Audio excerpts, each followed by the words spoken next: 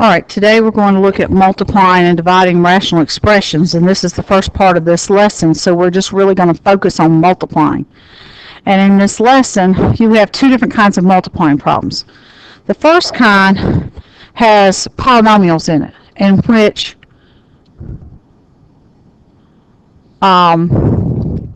we're looking at, I guess, a trinomial or a binomial that needs some kind of factoring done. For example, from what we learned yesterday, 1 times negative 3 is negative 3. Now, the only way to get negative 3 is 1 times negative 3 or negative 1 times 3. But the key here is, when I do that, I've got to somehow make it add up to this negative 2. So I need that 3 to be negative and the 1 to be positive. Now, I spoke about this yesterday, that as long as it starts with a 1 in front, you can fill it in. X times x makes x squared, and 1 and negative 3 multiply to be negative 3 and add up to negative 2. And you can go straight to plugging it in the problem without having to do the whole entire 5-step method. But if that bothers you, go off to the side on your scratch paper and do some 5-step method to get it. Now, 12 can be 1 and 12, 2 and 6, and 3 and 4. But when I look at the sign pattern, in order for it to multiply to be a positive 12 and add up to negative 7, they all have to be negative, because a negative times a negative makes a positive, but two negatives add up to a negative. So that would make it this pair. So x minus 3, x minus 4. Then what you're allowed to do is to cancel an entire parentheses with an entire parentheses. You can't cancel just x's or just numbers. You got to cancel entire parentheses because they're binomials. And this is your answer. X plus 1 over x minus 4. Now in our next problem, we don't have any adding and subtracting, so this is monomial work. This goes back to Math 1. First, negative powers need to move. So we're going to move our y's down to change that from a negative 6 to a positive 6, because moving across the division bar changes the sign on an exponent. Then we're going to think about this number in front. It needs to be reduced because it's a fractional coefficient. Coefficients need reducing. So 24 and negative 18, first of all, they're both divisible by 6, so that would make 4 over 3. And second of all, you should never write a negative coefficient on the denominator, so move your negative up. Now, there are two rules of thumb when you're working with exponents in a multiplying problem where there's no adding or subtracting. The first one is, what do you want to do if they're sitting side by side? Well, they're getting multiplied. Like these two y terms here are getting multiplied. I think of that as like getting married. You know, these two people get married, they're going to put all their money in one bank account. So you got y to the third and y to the sixth, so that puts it all together, makes it y to the ninth, because you're going to add the powers. Like getting married adds all your money to one bank account. Now, x to the fifth over x to the second, they're being divided. And dividing is like divorce. You're going to separate your assets and take your part away. So if you take 2 from 5, you get 3. And since there's more on top, I can put x to the third back on the top. If I had a higher power on the bottom, I'd still do the smallest minus the higher one and put it back where there's more. So now, let's look at a couple more monomial problems. In this type of problem where you have two fractions, you want to reorganize your problem and organize your types of terms. So I have a 3 and a 15 on top that are coefficients on each one, and only one coefficient on the bottom. Then I'm going to put my x's. There's one x on top, there's x to the third, and x to the fifth on the bottom. Then I'm going to put my y's. There's a y to the third, a y on the top, and another y on the bottom. So you organize it so you can see the pieces of the terms, what goes with what. For coefficients, you always reduce. So 3 goes into 6 2 times, and that makes 15 over 2, and that won't reduce anymore. For the variables, you want to either add or subtract the powers based on if it's multiplying or dividing. So since these are side by side, the x's need to be added together and make 8. And since there's one x on top, 8 minus 1 is 7, and you'll have 7 left on bottom because there were more on bottom when you started.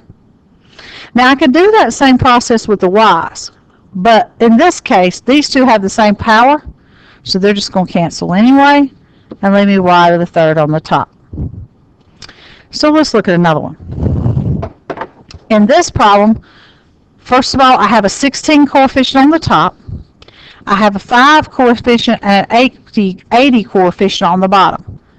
Now let's look for our x's. I have an x to the third on the top that's positive, but I also have an x to the third on the top that's negative, so I'll bring that one down. Then I have an x that's already on bottom. So now I've got all my x's coordinated. Let's look at y's. I have a y to the negative 2, so he needs to come down. I have a y to the 7th on the top that's positive, so he's going to stay up there. I have a y to the 9th on the bottom, so he's going to stay there. But this negative power is going to move up and become y to the 5th. So now let's see, how can we reduce our coefficients? Well, I don't think 5 goes into 16, but I think 16 goes into 85 times. So 5 times 5 is 25 on the bottom, and there's no coefficient left on top. Now, since the x's have the same power, you cancel those x's out, leaving you with one x on the bottom. Now, the y's have a lot going on. First of all, there's a couple of y's on top that are getting married, so that's going to make 12th power, because you're going to add them. And on the bottom, the y's are getting married also, and that makes y to the 11th. But then they're going to get divorced and subtract the powers and only have one left on top with 12 minus 11 because there were more on top. So that reduced down tremendously. Now, monomials can do a lot of reducing. It's the binomials that can't. So in our next problem, we're looking at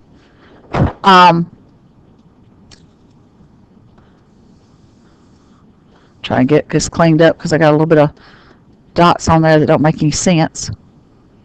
Okay, we're looking at, these are partially simple polynomials and some are not. So for example, when I look at the top of the first problem, I can clearly see I need to take out a 2 from this problem. So I take that 2 out. Then I'll look at that and think, well, it's subtraction. Could it be food line? But I don't know 2 identical numbers that multiply to be 5, so no. On the bottom, you have a linear problem, so I can't factor that because there's no power in there. Same thing on the top, there's no power in there. On the bottom, I have a greatest common factor again. I can take a 4 out, and that gives me x squared minus 5. So now it's time to cancel. Well, first of all, the x squared minus 5 parentheses are totally identical, so they can drop out. And a monomial 2 can cancel a monomial 4 and make a 2. So you end up with x minus 4 over 2 parentheses x plus 1. And you can't cancel anything else. And I've seen students do this. They want to take that 2 and cancel in that minus 4. You can't do that. That's a binomial and that's a monomial. They're not same term types. And you can't cancel the x's here either because x minus 4 doesn't match x plus 1. Those terms have to stay together in parentheses and cannot be canceled unless you have an identical parentheses. So in number 6, we have a little bit longer polynomials. And this first one doesn't have a GCF, so I'm thinking about the 5-step method. I need 2 numbers that multiply to be negative 7, so that's 1 and 7. And then 1 has to be negative in order for it to add up to 6. On the bottom, I need to take out an x squared, because that's the GCF.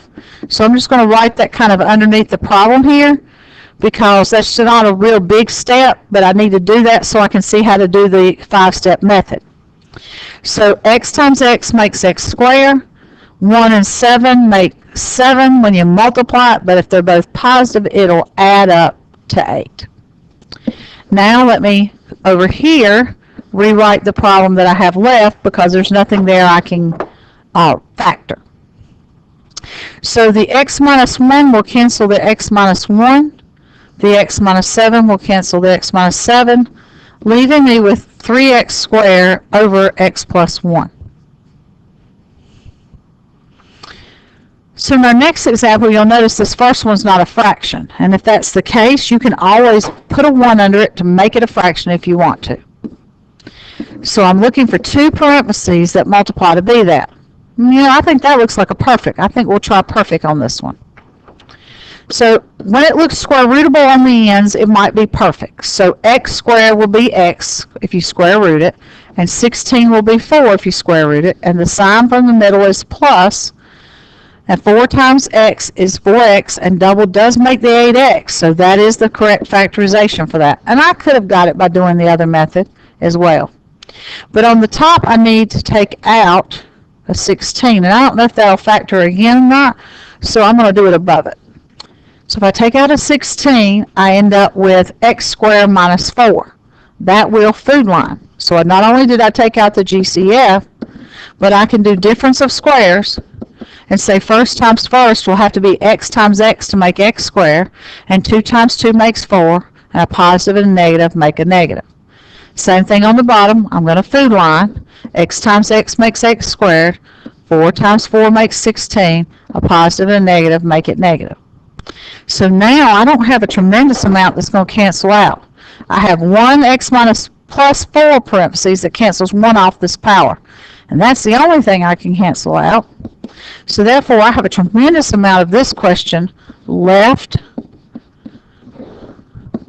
in the problem.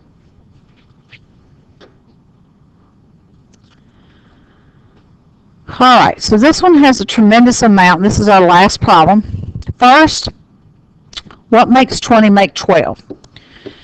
1 times 20? No, that doesn't make 12. 2 times 10? Yes, that makes 12. So x plus 2 and x plus 10. On the bottom, it looks like food line. 2x minus 3, 2x plus 3. Now, on the next one, looks like I can take out a GCF. Looks like I can take out a 3x squared, and that'll leave me with 2x minus 3. And on the bottom, the GCF is x squared, and leaves me with x plus 10.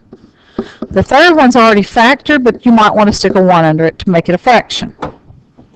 So now, let's see what we can cancel.